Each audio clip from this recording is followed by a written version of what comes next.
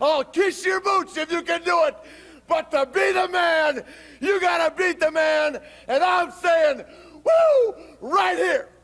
I'm the man. You're gonna be mine. Woo! You were tuned in to the best. And it's the one and only G5 Jeff TV. Hit the subscribe button, hit the like button. Please share this video, support your boy. Support good content at all times. All social media is in the description box. And please hit that bell icon so you can be notified when I drop that heat. Undercard. Co-main event on a Leo Santa Cruz Abner Mares card was Jermell Charlo defending his 154-pound WBC title against Austin Trout. And Jermell Charlo won a majority decision. One of the judges had it 113. And Jermell Charlo got 2 knockdowns in the fight. If my math is correct, that's 2 10-8 rounds. That means Austin Trout would have had to have dominated the majority of that fight just for him to get a draw. And when you watch that fight, Austin Trout did not dominate that fight to get a draw, to get a 113. Like, that's crazy. That's crazy. For you to get 2 knockdowns and you still get a draw, like, you had to have fought bad for the majority of that fight outside of those 2 moments. And that damn sure wasn't the case with Jermell Charlo.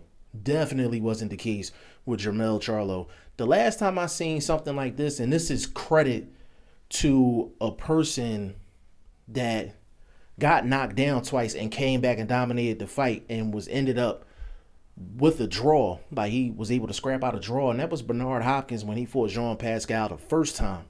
Jean Pascal got 2 knockdowns early. He got 2 knockdowns, and then pretty much Bernard Hopkins dominated the majority of that fight after those 2 knockdowns.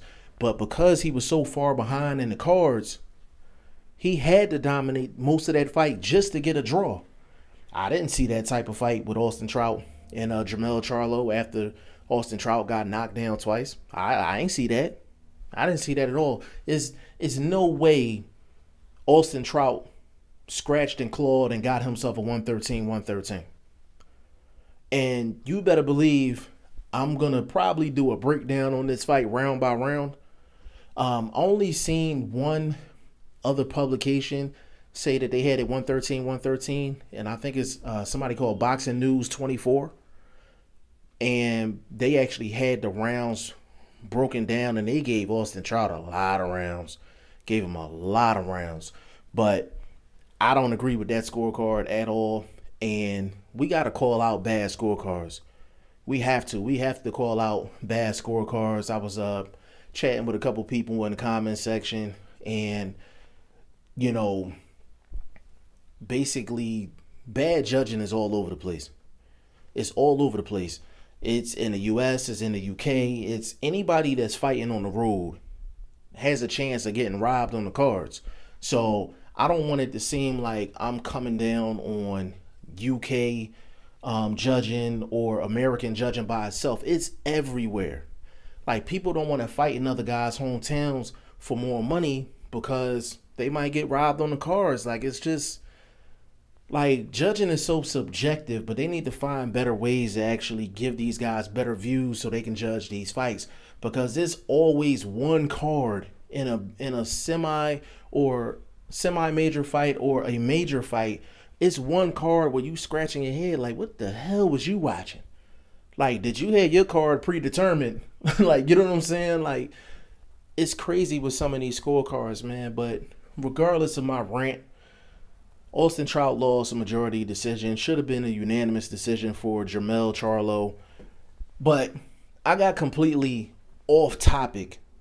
This is what I really wanted to get into. I don't want to see Austin Trout get another title shot no time soon. And the one thing about me, I'm consistent with my opinion. If you lose a title fight, if it was that close, then you're probably going to get a rematch. If it wasn't close or you wasn't highly competitive, then you need to at least fight your way back into contention. Like, I don't believe in a person being semi-competitive and then they turn right back around and get another title shot against another guy. I don't understand that. And I'm consistent with my opinion. Luis Ortiz, he fought a really good fight against Deontay Wilder. But what happened? He got knocked the fuck out. It don't matter how good you do in a fight. If you got knocked the fuck out, you got knocked the fuck out. Point blank, period. Luis Ortiz shouldn't be in no final eliminator. He just came off of a knockout loss. He has to build himself back up. Give another guy an opportunity. I feel the same way about Austin Trout. And I like Austin Trout. I made a video prior to this fight. I didn't want to call him no gatekeeper. But a lot of people think that Austin Trout is a gatekeeper. But the reason why I don't like using the G word with Austin Trout is because 3 of his last 4 fights have been title shots. I repeat, 3 of his 4 fights, his last 3 or 4 fights have been title shots. Jermall Charlo, Jarrett Hurd, and Jermell Charlo. And he fought a bum in between in an 8-round unanimous decision. Yo, I swear, if I see Austin Trout next fight as a title fight, I'm going to scream. I am going to scream to the top of my lungs. I might make a video with just me screaming and shit. Austin Trout he has to build himself back up. He has to build himself back up. Like, take Julian J. Rock Williams. He took that devastating loss to Jermall Charlo. What has he done since then? He's starting to build himself back up so he can put himself in a position to get another title shot. Like, I haven't seen this in a long time where a guy goes 3 of his last 4 fights in their title shots. Like, it's absolutely crazy. Austin Trout gonna have to fight like 4 or 5 more fights before I give him another title shot. He's gonna have to fight the Erickson Lubins, the Julian J. Rock Williams of the world before he gets another opportunity at a title. Like, he has had about 6 or 7 title shots in his career. Like, it's absolutely crazy. Like, these 3, he had the Canelo Alvarez fight. He had the Miguel Cotto fight. That's 5 right there, and I'm pretty sure I'm missing 1 or 2. Landy Lara, that was a title fight. That's 6. This man, I had like 6 or 7 title fights. Don't get me wrong. I'm not hating. Not hating at all. What I'm saying is when a guy loses a title shot, he shouldn't turn right back around and get another title shot. Like, it's ridiculous. 3 of your last 4 fights has been title shots. Like, that's crazy. I just don't want to see him in another title fight for a while. I done had enough of Austin Trout in title fights.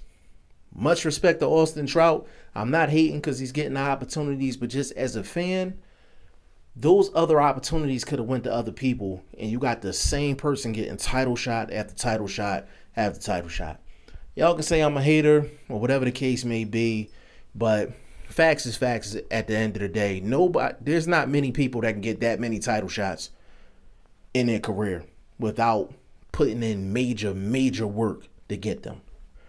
Y'all let me know what y'all think in the comment section. G5 Jeff TV. Hit the subscribe button. Hit the like button. Please share this video. Support your boy. Support good content at all times. I appreciate y'all. Peace.